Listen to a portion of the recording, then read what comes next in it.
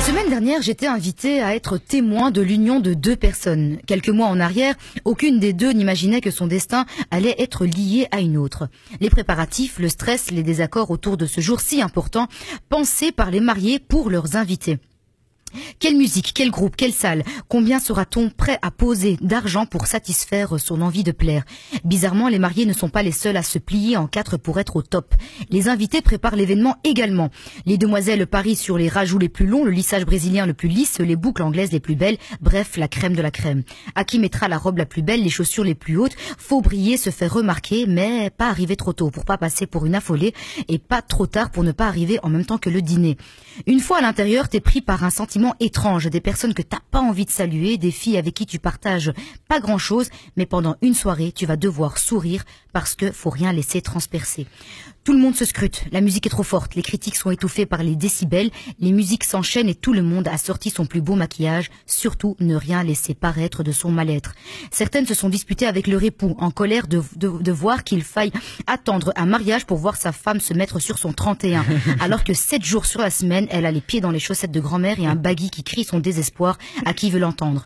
Ce mari l'a déposée devant la salle de mariage et la voit s'en aller, magnifique, parfumée, alors que lui n'aura droit en rentrant qu'au rimel dégoulinant dû à la soirée passée, les pieds en compote et la mauvaise humeur née des conversations qu'elle aura tenues.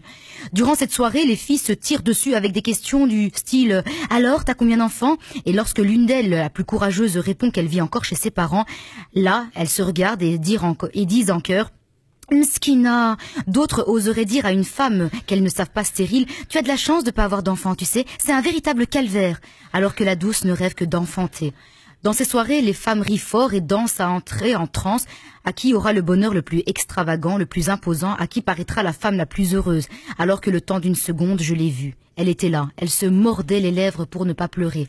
Elle a baissé les yeux et a fait mine de chercher un mouchoir dans son sac. Je l'ai vue, moi qui étais assise près d'elle. J'ai vu ses yeux se remplir de larmes parce qu'elle ne pouvait plus faire semblant que tout allait bien. Le mariage est magnifique, les robes sont somptueuses, la nourriture est généreuse. Elle n'a eu droit à rien de tout ça. Comme nombre d'entre elles, elle comparera sa vie à celle des apparences qui dansent ce soir-là. Toutes font semblant que tout va pour le mieux pour elles. Le temps d'une soirée et prennent garde à ne pas être prises au naturel. Durant les mariages, on laisse au vestiaire nos tracas, nos angoisses et nos peurs et on fait semblant.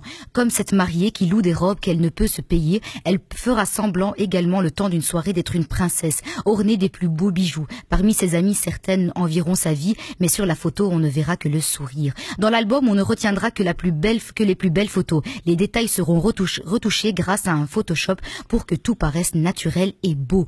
Pour peu que le mari soit plus beau ou plus moche que la mariée, les hyènes se déchaînent sur les détails physiques de chacun. Toutes ricanent, elles comparent, oubliant leur vie de misère. Invités chez les maris, ils en oublient le respect, invités chez les mariés, ils en oublient le respect de ceux qui t'offrent l'hospitalité et le repas. Peu importe, vu que tout le monde le fait. Si les mariés s'envolent pour la Turquie après le mariage, le voyage ne sera pas assez original. Petit budget, petit portefeuille, petit moyen. Si les mariés s'en vont à Dubaï, le mari doit être un membre du cartel. Et si pour le malheur des autres, ces derniers ne s'en vont nulle part, ils trouveront bien quelque chose. Ne vous faites pas de soucis, les vipères vicieuses ne manquent pas de ressources. Mes vœux vont tout droit aux jeunes mariés. Que vos jours soient heureux et que le conte de fées commence après la soirée.